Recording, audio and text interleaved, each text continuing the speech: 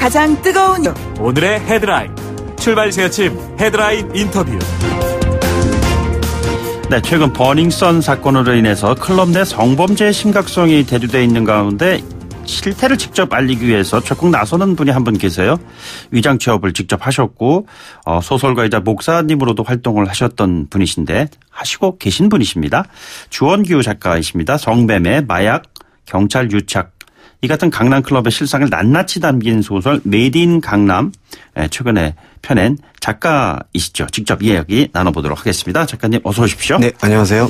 예, 오늘 저희들이 버닝썬 사태와 관련해서 지난 한 주 내내도 보도를 했습니다만 이번 주도 역시 예외가 아닌 것 같습니다. 그런데 목사님이라고 작가님이라고 이렇게 좀 호칭을 저희가 했습니다만 그렇다면 클럽과는 전혀 관계가 없는 분이신데 어쩌다가 이런 소설집을 마치 그 르뽀와 같은 소설을 표현하셨을까 궁금해 보시는 분들이 좀 많으신 것 같아요. 네.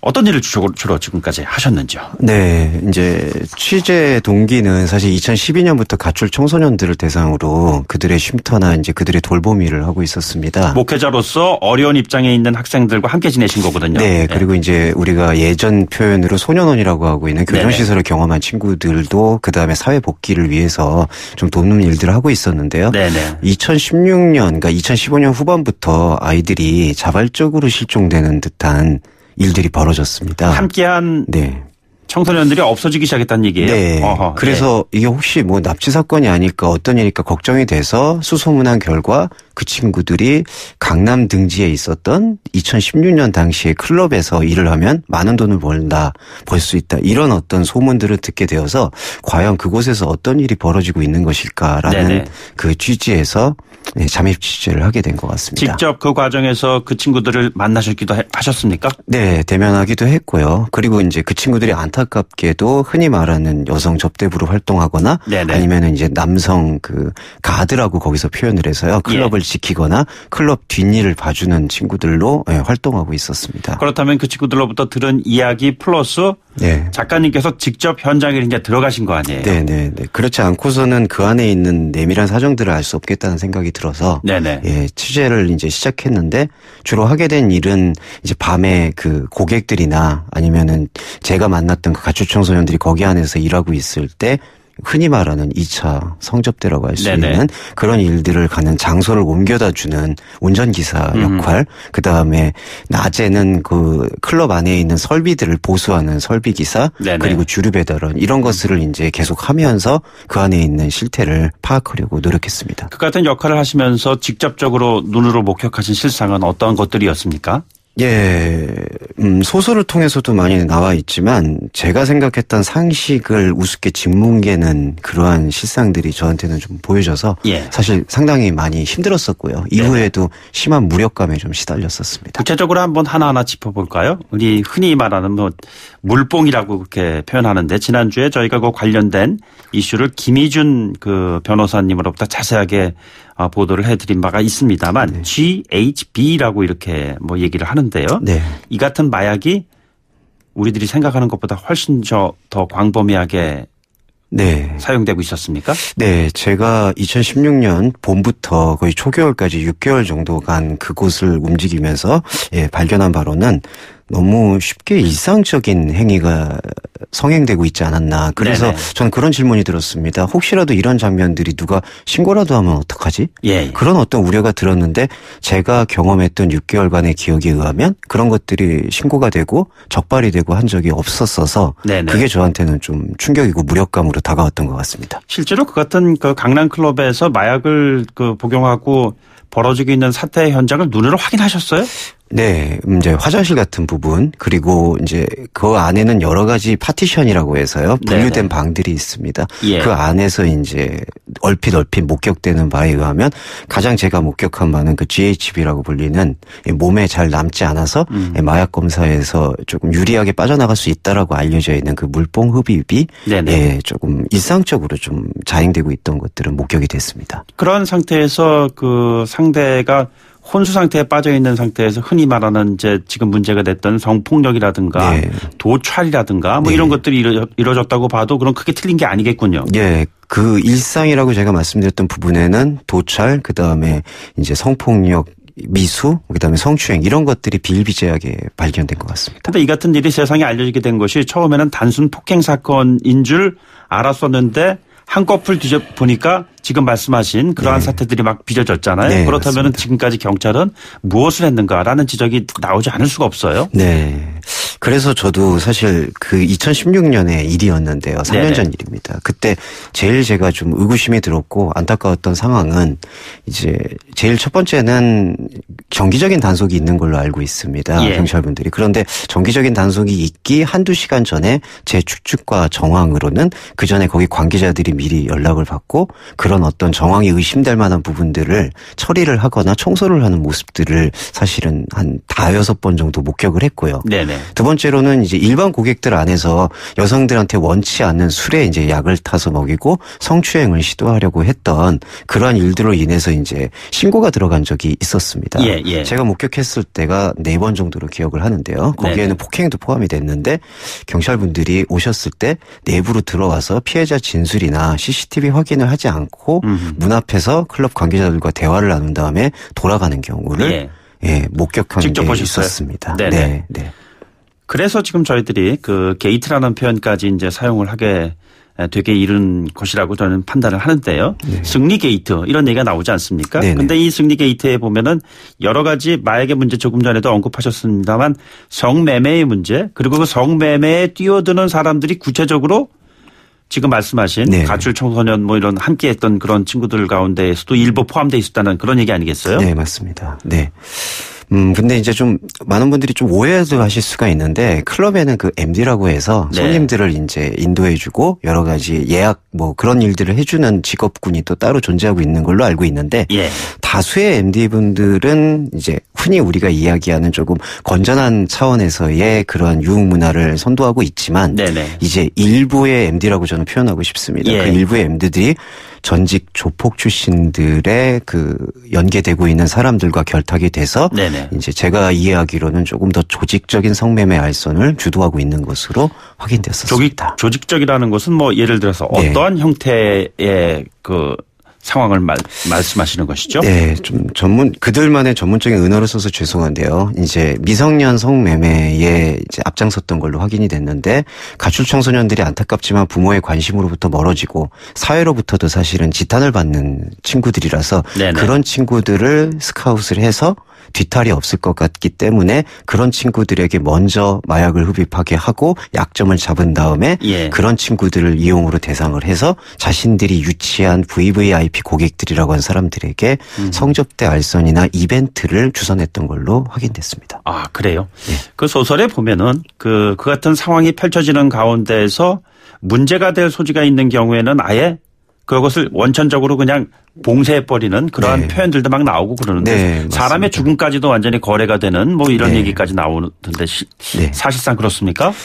제가 목격했을 때는 어떤 살인사건으로까지 비화되지는 않았었는데요. 네네. 저는 근데 사실 그들이 하는 그 위험한 이벤트라는 것, 그 성매매 알선에서 계속해서 조금 악하게 진화되고 있었던 그런 행동들 안에서는 그러한 일들도 가능하지 않을까라는 섬뜩한 기분이 들어서 예, 소설을 집필하게 됐습니다. 그러니까 예를 들자면은 지금 네. 2차 성매매라는 것은 아예 클럽을 벗어난 공간에서 벌어지는 그러한 일들을 말씀하시는 거잖아요. 네, 맞습니다. 네. 그런 가운데에서 지금 언급하신 우리가 상상할 수 없었던 일이 벌어지고 그것이 네. 범죄의 여지로까지 하면서 피해자가 나오게 되고 네, 그 네. 피해가 아예 덮어져 버리는 이런 네. 상황까지도 네. 충분히 상상할 수 있다 이런 말씀이신가요? 네, 맞습니다. 제가 경험하고 있었던 그 가출 청소년들 같은 경우가 미성년이나 불법 성매매에 가담했다는 이유로 자신들이 범법자라는 죄의식을 갖고 있기 때문에 네네. 쉽게 신고를 못했습니다. 아하, 예. 저도 이제 그 친구들을 설득하고 계속하는 과정이었지만 사실 그 설득이 어려웠고 실패했습니다. 네네. 그렇기 때문에 더욱더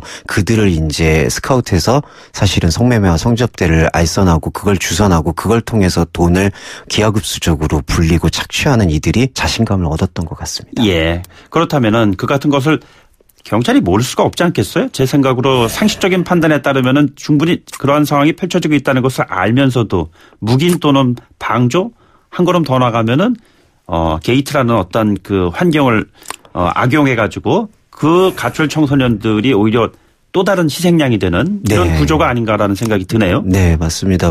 저희가 경찰 수사가 엄격한 수사, 엄정한 수사가 나온 이후에 말할 수도 있어야 될 상황이지만 제가 3년 전에 경험했던 바에 의하면 네네. 그럴 가능성을 전혀 배제할 수 없다고 보고요. 네네. 지금 말씀해 주신 것처럼 사실 이 하부 구조에서 제일 희생당하고 있었던 것은 제가 이제 목격했던 가출 청소년들의 미성년 성매매 이런 상황들이라고 생각해서 지금도 가슴 아프게 생각합니다.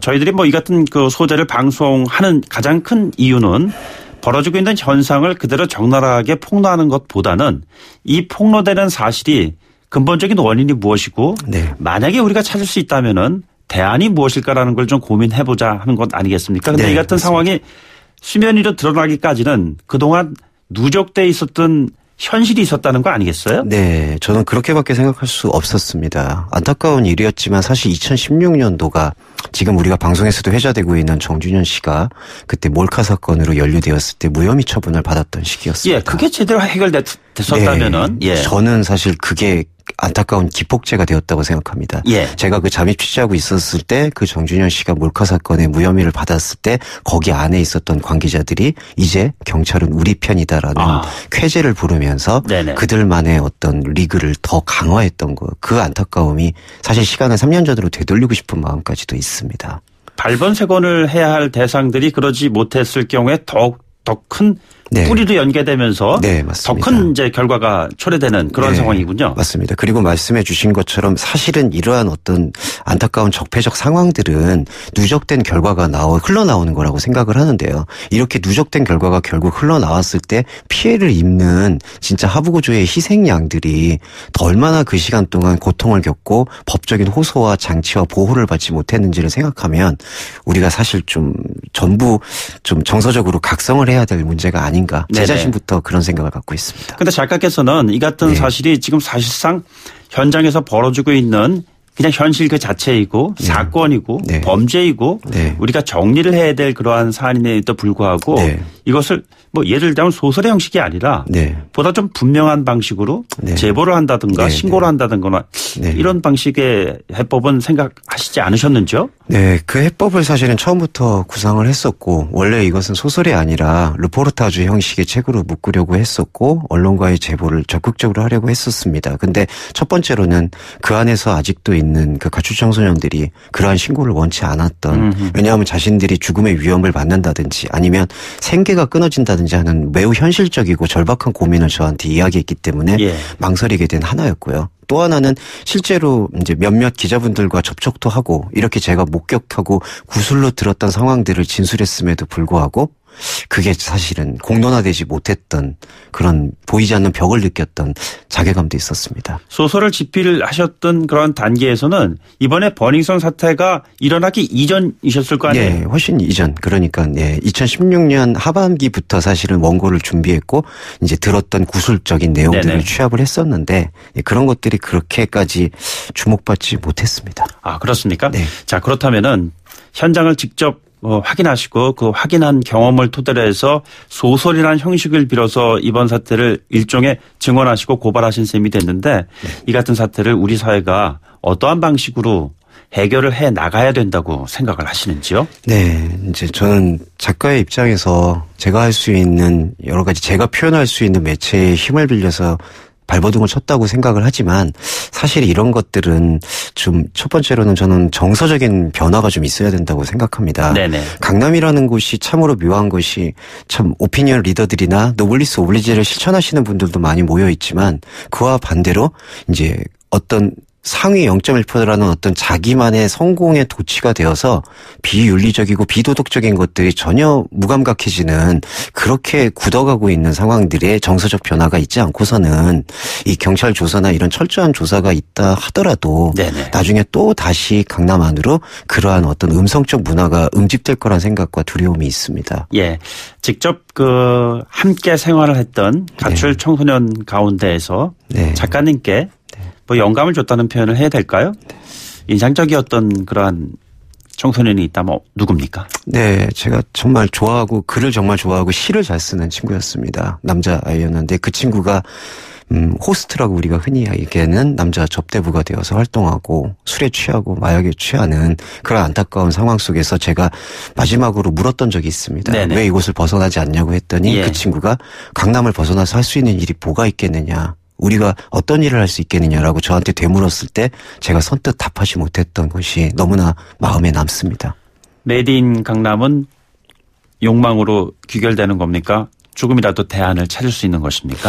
근데 저는 반대로 희망과 대안이 있다고 생각합니다. 네. 비록 이렇게 퇴적된 결과가 수면 위로 올라온 것이지만 전 국민 여러분들께서 이러한 부분에 대해서 공분을 가져주시고 그리고 정치권이나 검찰 쪽에서도 그리고 경찰 자체에서도 내부의 자정 의지를 저는 갖고 있다고 생각하고요. 예. 저는 그리고 모든 경찰분들이 그렇게 어떤 유찰이 되거나 유착에 다 연루돼 있다고 생각하지는 않습니다. 네. 일부의 도덕적 일탈일 수 있지만 그렇지만 법적인 집행을 하고 수사를 하는 경찰분들이 그분들은 일부만이라도 그런 것에 연루가 된다면 우리들이 얻을 수 있는 진실이 가로막힐 거라는 우려가 있기 때문에 예. 이번 기회에 조금 더 철저히 발본색은 되고 정리가 되었으면 좋겠습니다. 알겠습니다. 어둠이 빛을 이기지 못하는 그러한 좋은 작가로 남아주시기 바라겠습니다. 감사합니다. 오늘 말씀 고맙습니다. 네, 감사합니다. 네, 지금까지 주원규 작가였습니다. 예, 저희는 3부에 뵙도록 하죠.